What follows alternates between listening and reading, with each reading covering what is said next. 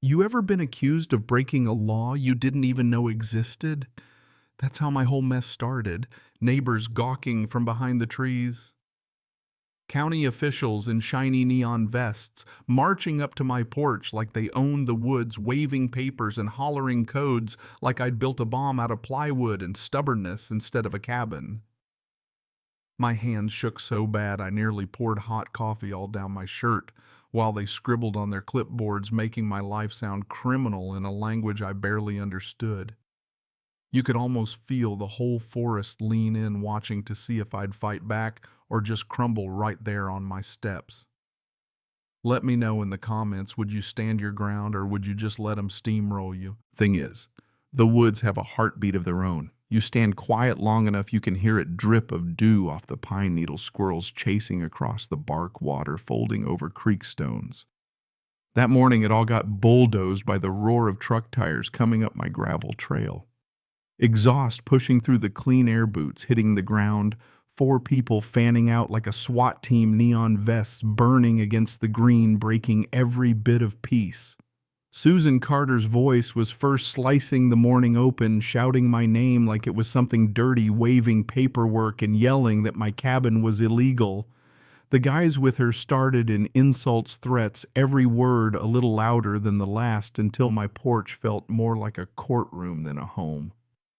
I just stood there, clutching that mug's steam curling away while calm slipped right out from under me. Thought of my father, how he used to scan the tree line from that very porch, never flinching. I set the mug down slow as I could reach for the old shotgun leaning by the door, not to aim, just to remind them this place wasn't empty. Funny how fast shouting turns to silence. Didn't need to raise the gun, didn't need to say a word, just set it down on the rail, steel shining in the sunlight. One guy's eyes went wide, another tripped backward off the steps. Susan's anger cracked for a second before she pasted on a fresh scowl. They looked at me, at the shotgun, at each other, and just like that, the whole crew scattered, boots thumping down the path, doors, slamming trucks, fishtailing out so fast they sprayed gravel like buckshot.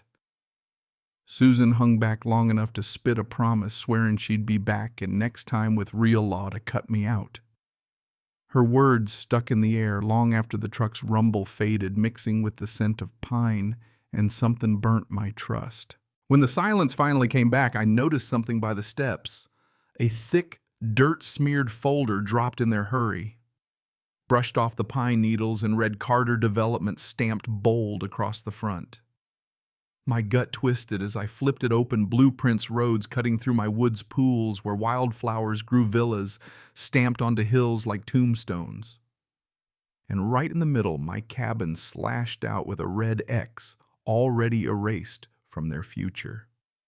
Page after page, the plans carved the forest into lines and profits, the creek doomed to concrete and noise, every memory bulldozed for someone else's money. My father's warning echoed in my head.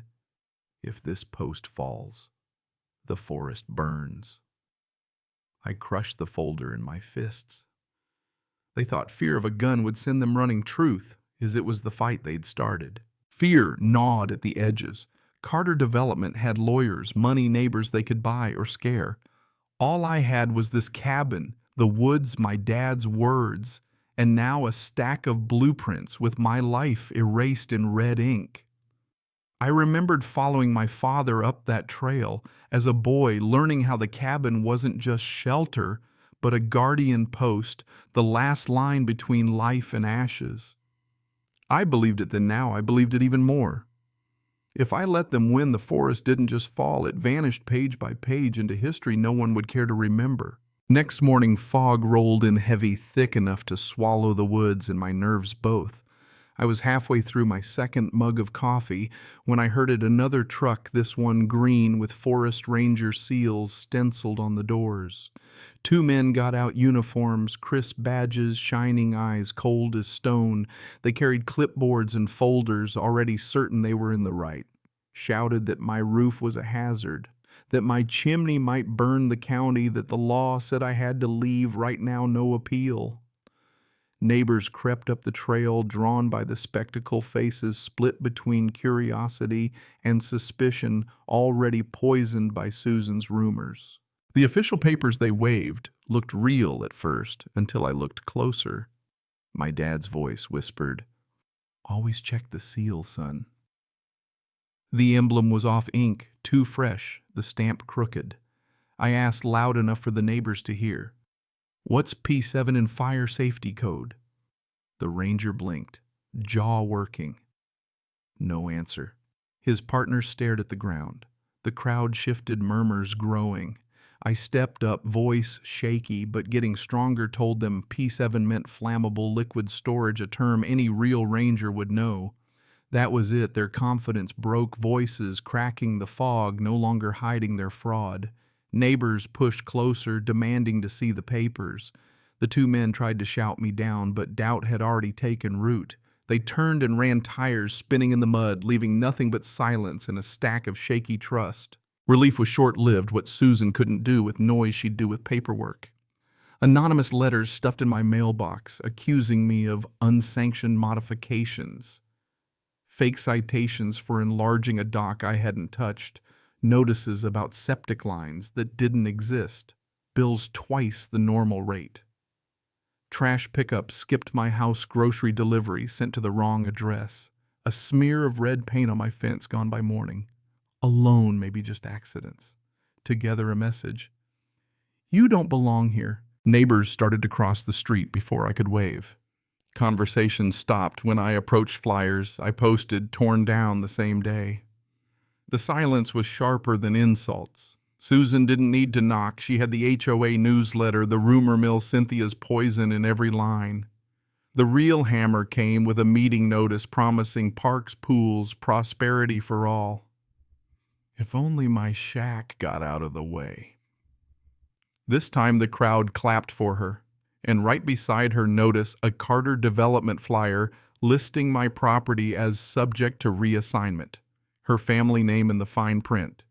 I saw the true target, our water. My dad's handwritten note tucked in the folder, anchor point, must never be sold. They needed my cabin for their plans to work. The next twist, Claire, quiet neighbor, never took sides, showed up with an envelope. Receipts, bank statements, Susan's signature all over them. Kickbacks, bribes, deals with Carter Development. When the next town meeting hit, Claire slammed the envelope down for everyone to see. Susan went wild, shouting, slapping the papers from my hands, painting herself the victim. But Bob, her own guy, stood up, voice shaking, confessed she'd ordered him to lie, dress as a ranger, call me dangerous, spin the fire as my fault. Neighbors listened, faces changing, truth hitting like thunder. Susan called us all fools, threatened vengeance, but the dam had broken. The shotgun stayed on the wall. What saved me was proof and the voices of people who finally believed their own eyes. That night the cabin filled with neighbors, no longer just witnesses but allies. We dug trenches, fought the fire she set, rebuilt what she tried to destroy. For weeks the forest echoed with axes and laughter, kids carrying buckets from the creek, women planting seedlings in charred ground. The cabin turned from a fortress back into a home, the shotgun polished, but silent, respected for what it represented: defense, not violence. The scars of Susan's war lingered in the woods, but they also healed. My father's words, "If this post falls, the forest burns," weren't just a warning. They were the reason we fought. In the end, Susan lost everything. The crowd turned, her empire reduced to ash, her threats swallowed by the same silence she'd once tried to use against me.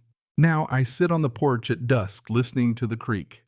The shotgun hanging where it always did, journals and blueprints on the table, neighbors gathered close. The forest breathes steady again, scars visible, but life pushing through. So what do you think? Was I right to stand my ground? Or was I just one more fool refusing progress? Drop your thoughts in the comments. Tell me where you're watching from. And if you've ever had to fight for your home, your truth, your little corner of the world, let's talk justice, let's talk right and wrong.